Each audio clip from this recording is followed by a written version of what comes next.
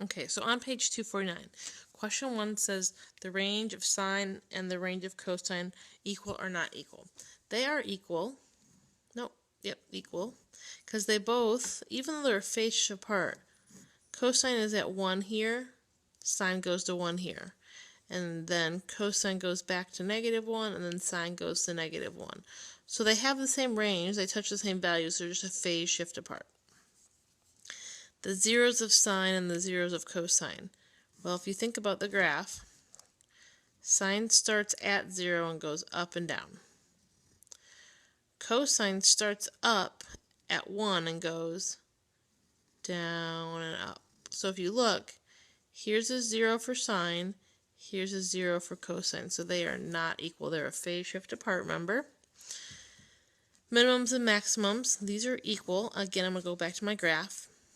That graph right here.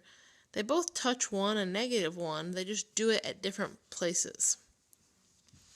Okay, so now down below. So I have this sine and cosine equation that says a is greater than 1. Do we agree or disagree? Well, this graph goes up to 3 and down to -3, which means I agree that a is greater than 1 because the amplitude is 3, which means it went up to 3 and down to 3. Okay, number 2 says d equals 3. D is that vertical shift up and down, or that middle line. So if I draw a line right here, my middle line is at 2, so I would disagree. My middle line is at 2, so D should have equaled 2.